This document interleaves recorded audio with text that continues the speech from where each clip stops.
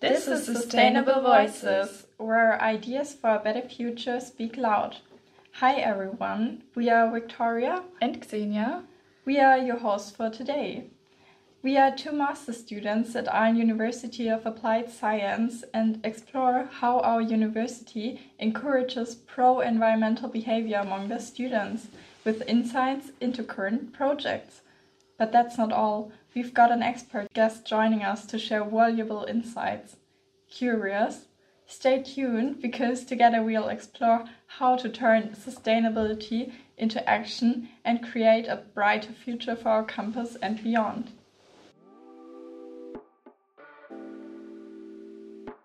To provide a professional and practical foundation for the topic, we have Christoph Kuck with us today.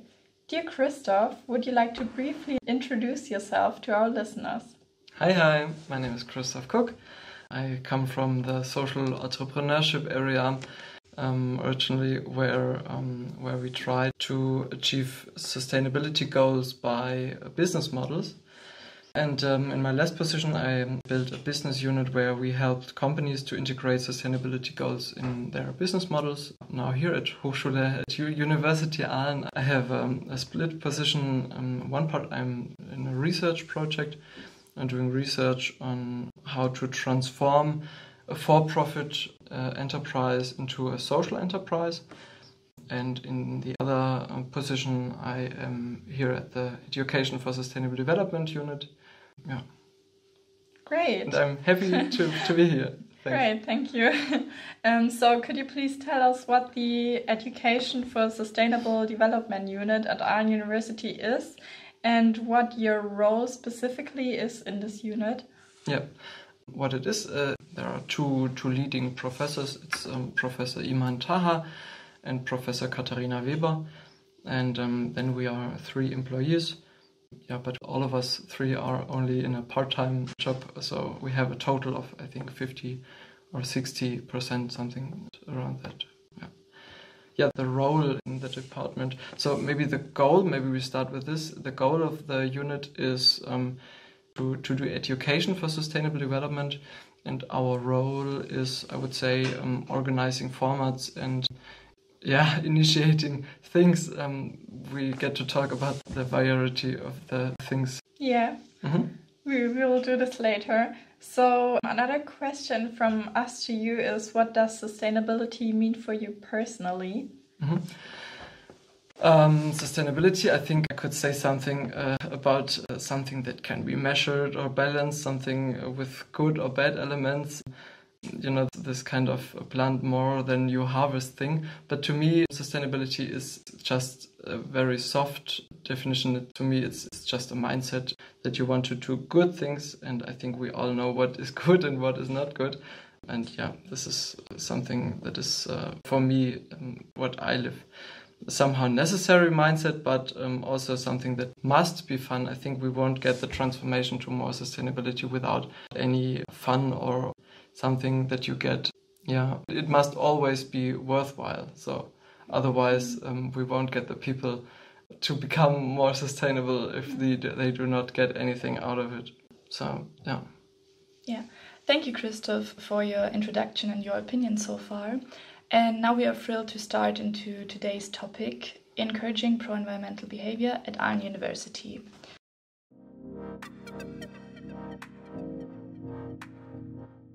So, to start, it's important to understand what we mean by pro-environmental behavior.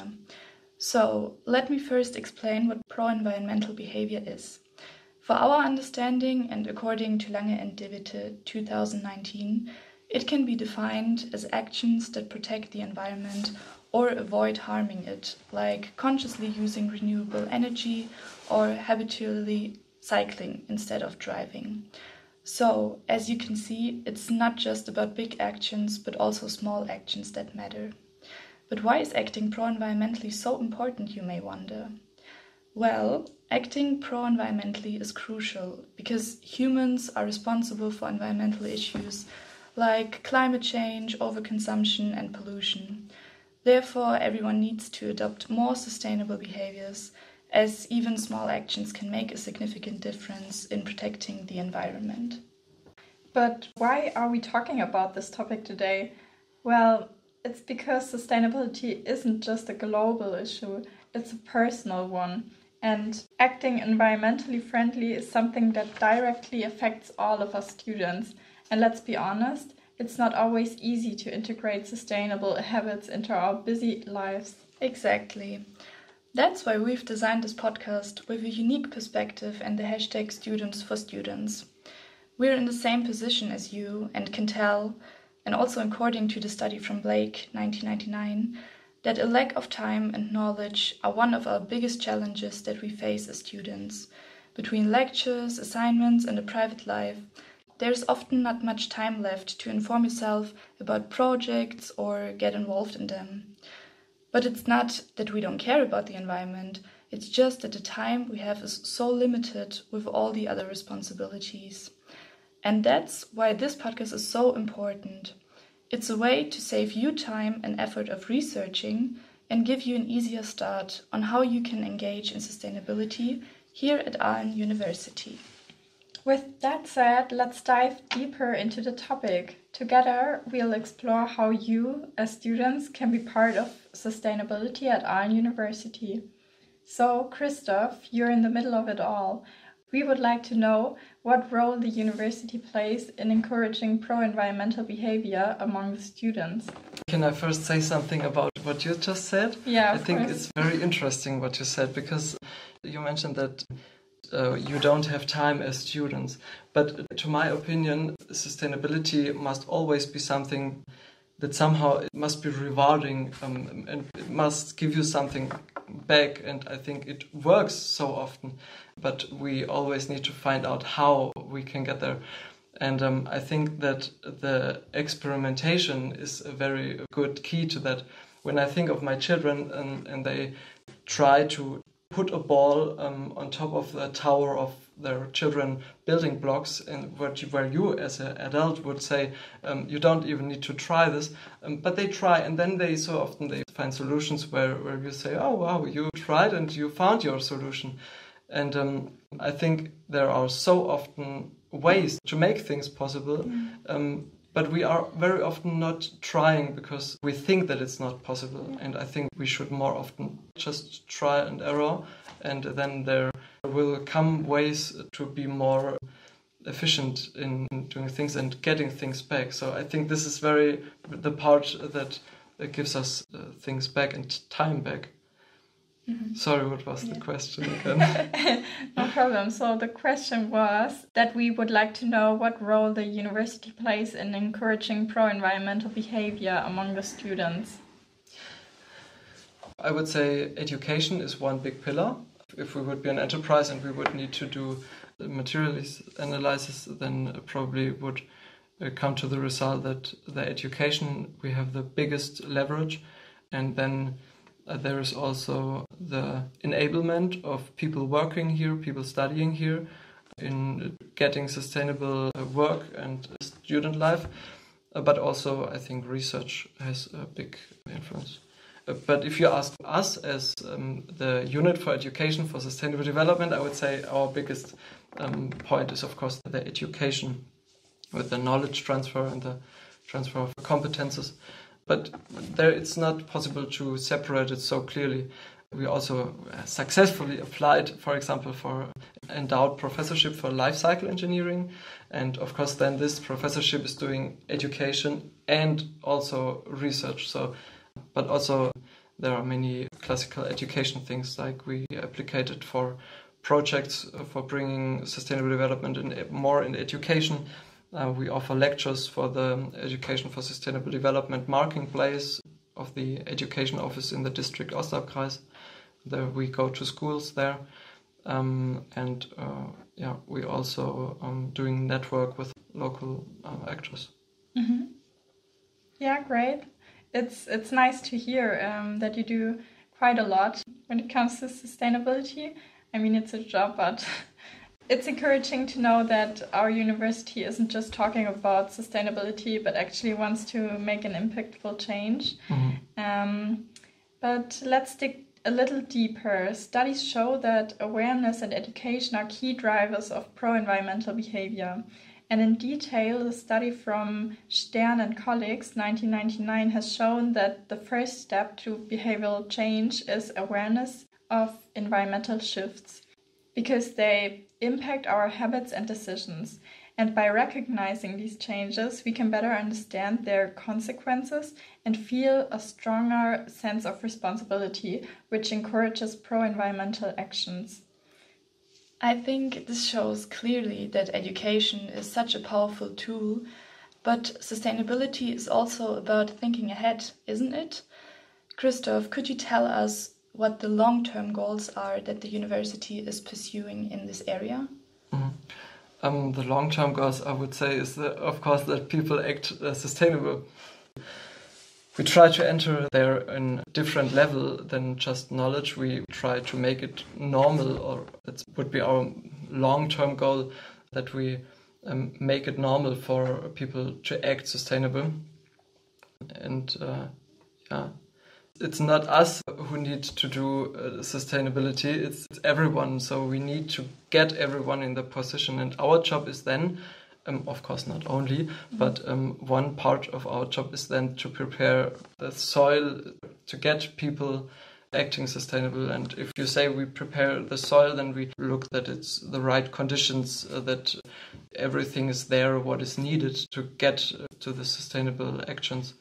And then giving incentives, for example, giving an overview of project-based lectures where the students then that creates then opportunities for the students to work on sustainable related things or cases in their lectures, where they very often have the possibility to choose their own topics. But also bringing people together that want to support sustainability. And I think and I hope that maybe in a year or two we then can see the first flowers or fruits and changes. Yeah, that sounds like a fantastic way to amplify the impact, whether it's connecting people or students, like you said. But of course, it's not always that easy. So what are some of the biggest challenges the university faces when it comes to encouraging sustainability? One big thing with that we struggle right now is the accessibility of students, how we get, if we want to tell about, for example, an event or something, how can we get to the students? How can we make them come to our events? But it's more the part that we have the feeling that we miss some channels. This is one thing. The other one is probably capacities. We have in total we have, I think it's 60% in total, and I think we would like to have a much bigger impact than we are able to drive. Yeah, I see. Thank you for your answers so far. Mm-hmm. So now that we've discussed the importance of creating lasting change, let's take a closer look at how students at Aalen University can get involved in specific actions and make an impact right now. As we've heard, already small steps towards more pro-environmental behavior count. How does Aalen University support students in taking small practical steps towards more environmentally friendly behavior in everyday student life? One thing is our program, Nachhaltigkeit konkret, that students can visit. We have the transfer of knowledge and also skills. We, for example, I think last semester we had the trash days where we had 1 week full of events regarding trash, and also we offer workshops. And the next semester we want to do a workshop, for example, for material flow cost accounting, where we want to give methods that the students can use in their later positions in the job to get to more sustainability. And there is a student initiative we are planning with, for example. Yeah, great. That's a good connecting point to my next question, because for those who want to put a bit more effort in behaving pro-environmental friendly than just in small everyday actions, are there any bigger sustainability projects where students can engage after listening to this podcast? Yeah, they can. If you are listening now and the podcast is over, you can open your email account and you can write an email to nachhaltigkeit@hs-aalen.de. So you need to know how to spell Nachhaltigkeit, and then you put an @hs-aalen.de, and you can tell us that you want to participate in the student initiative. Yeah, with the student initiative, we want to initiate the creation of such a sustainability initiative where people come together that are willing to make a difference. And I think if people come together and they want to change something, I think this can have a huge impact. And then the students can think about what are their strengths and what maybe in which areas do they have influence. And then the students can decide for projects that they want to change, and then they can realize this. Can be really small things which you just mentioned, which are really important in everyday life. So you have this a little bit more sustainability in every day, in everyone, but also big projects. Yeah, students just get together and then they think and decide about different projects, and then they realize it. Our job is then to prepare the conditions, to take care that you have everything that you need as students to do this project. And at the same time, we're looking for lectures, as I just said, where it's project-based lectures with the possibility to then that this student initiative can give like challenges into these lectures. That, for example, one lecture of event management, I don't know, and maybe they can organize an event about photovoltaic at home, or how to answer some questions, and yeah. It sounds like a great opportunity for students that are interested in sustainability. And you talked about the student initiative. So for the students who are interested and would like to participate in this, could you sum up in 1 or 2 sentences how their concrete commitment could look like in this group and what the benefits are if they participate? Mm-hmm. They learn how to build a community of practice. It's so much entrepreneurship what they learn. They learn how to use and create opportunities. They learn to think an outcome instead of output. I think networking will be a big part. But besides that, I think it's a professionalization of their own specifica. I mean, if people are studying something with business, then they can take care about the income situation of the organization. People are studying something with innovation, they can make innovation workshops with chemical students about chemical innovations here, maybe at the hospital in Aalen or anything, I don't know. Electrical engineering students, they can build a separate unit for things regarding energy. And sustainability is a cross-sectional topic, so everyone will be able to find his or her place and will be able to realize their ideas and whatever these ideas are then. So we have then motivated individuals having the freedom to act according to their ideas and their skills. Sounds like a great opportunity. But yeah, it is definitely. But what is the commitment when you want to participate in this group? Like, do you have to invest a lot, or is it like free to everyone if he wants to invest only 2 hours? Absolutely free. This is nothing where we force them to do so. It's their chance to organize themselves and to organize what they want to do. And in the perfect case, then of course, it's possible to take their topic into the lectures, and then they work in the lectures at the case studies of what they prepared in the organization, in the initiative. Yeah. That's what we think. But of course, if the students then say we want to make it in a very different way, then they are open to that, and we support them whatever they want to do regarding sustainability. That's how we think about it. Okay, yeah, I like that you're such open to everyone's like impact he wants to bring in.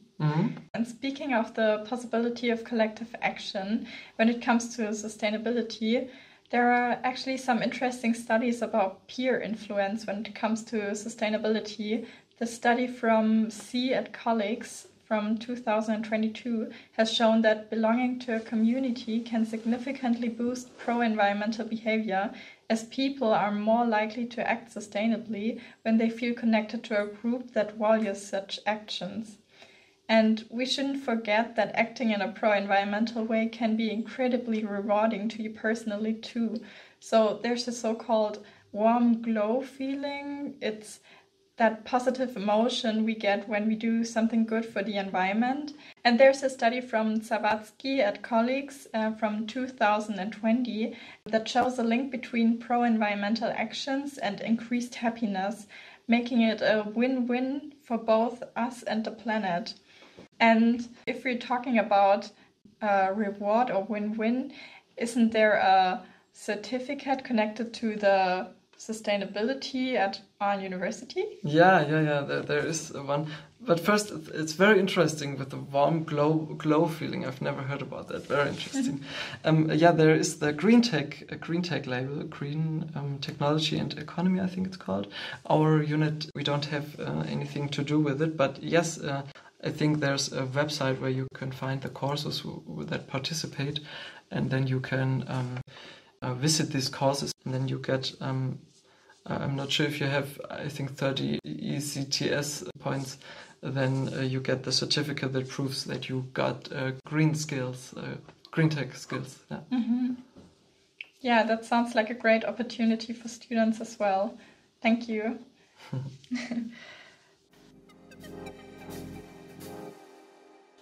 So, as we wrap up, Christoph, is there a final message or a piece of advice you'd like to share with the students of Aalen University?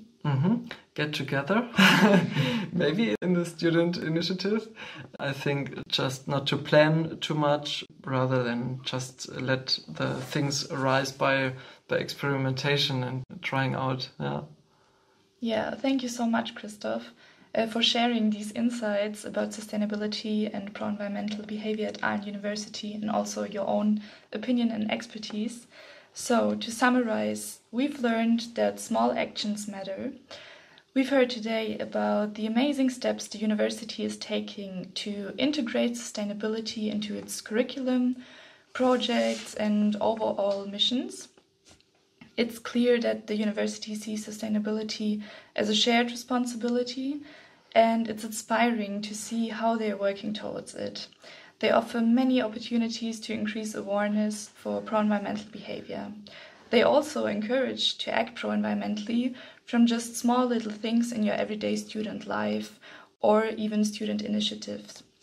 And Christoph shared also some great advice to just become active and find ways to get involved and just start small. Christoph, as a very last question for you, we would like to know, if you could have one wish to help the environment, what would you wish for? I think I would wish for what I just said with the experimentation. I think if we, in the everyday life, if we get to a point where we think, this is not sustainable, and then you do it, and then next day you do it again, and so you come to a point where you don't think about it anymore.